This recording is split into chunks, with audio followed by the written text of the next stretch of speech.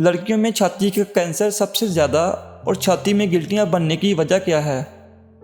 अस्सलाम वालेकुम, मेरा नाम डॉक्टर जुनैद है। आज इस टॉपिक पर मैं बात और जो वजह बताने जा रहा हूँ ये मैंने बहुत सारी लड़कियों में ऑब्ज़र्व की हैं और इसका शायद आप सुनने भी पहली बार जा रहे हों। ये आर्टिकल वो है जो अखबार में पब्लिश हो चुका है और लोगों ने इसको बहुत सराहा और ये बहुत मकबूल भी हुआ आर्टिकल।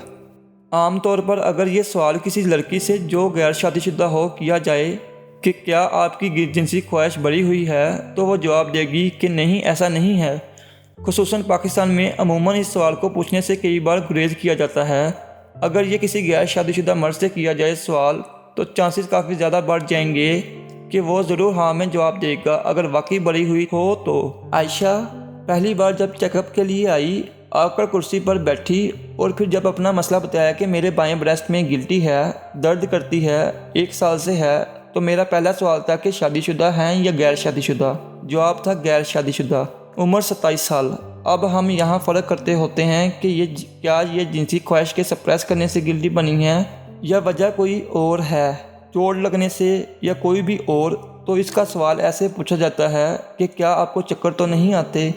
अगर जवाब हाँ में हो तो जो हाइपोथेसिस पहले बनता है वो सही होता जाता है, लेकिन अगर जवाब नहीं में भी हो तो इससे भी ये नहीं होता कि हम वो दवाई नहीं देते। आयशा का जवाब हाँ में आया। उसके बोलने, बात करने, देखने से मुझे 95% यकीन था कि ये इसी वजह से ही बनी है। फिर आयशा को दवाई दी गई। चौथे 5वें विजिट पर ये मुझसे कहने लगी, आप चेकअप बहुत अच्छा करते हैं। फिर प्रपोज तक बात पहुंची। जब यहाँ ऐसे बात नहीं बनी, जब इग्नोर और रिजेक्ट किया गया तो कहने लगी, दोस्त बन के तो रह सकते हैं ना, जो चाहें कर सकते हैं आप, और फिर इससे जितना आगे आप सोच सकते हैं। मुझे अट्रैक्ट करने के लिए कहा गया। जो एक चीज़ पहले विजिट पर नोट की गई थी वो कुछ ही दिनों में यकीन में बदल गई थी और वो इंसिस्ट इस बात पर भी कर रही थी उसका फिज़िकल मुआयना किया जाए।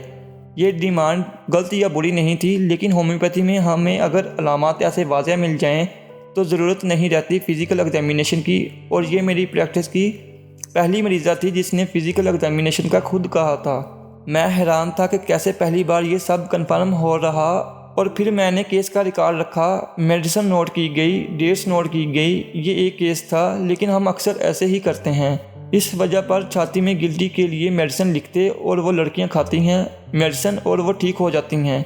बहुत सारी लड़कियां जो जिनसी ख्वाहिश सप्रेस करती हैं तो छाती में गिल्टियों की सूरत में नज़र आती हैं। किसी भी गैर शादीशुदा लड़की की छाती में गिल्टी हो तो ये जिनसी ख्वाहिश को सप्रेस करना बहुत बड़ी वजह है पाकिस्तान में, बल्कि पूरी दुनिया में। लेकिन इसके अलावा और भी बहुत सी वजूहात बन सकती हैं जिनको जहन में रखना चाहिए, जैसे चोट लग जाने से, सदमे से, छाती में गिल्टी होने या छाती के कैंसर की मुस्बत फैमिली हिस्ट्री होने की वजह से। अब सवाल यहाँ ये पैदा होता है कि क्या अगर कोई गैर शादीशुदा या शादीशुदा लड़की जिनसी ख्वाहिश सप्रेस करेगी तो छाती में गिल्टी बन जाएगी? तो इसका जवाब है नहीं। मेरे देखने में आया है, अगर किसी खानदान में टीबी, कैंसर, सुजाक हो तो इन खानदानों की लड़कियों को ये टेंडेंसी होती है कि छाती में गिल्टी बन जाएगी जिनसी ख्वाहिश सप्रेस करने से।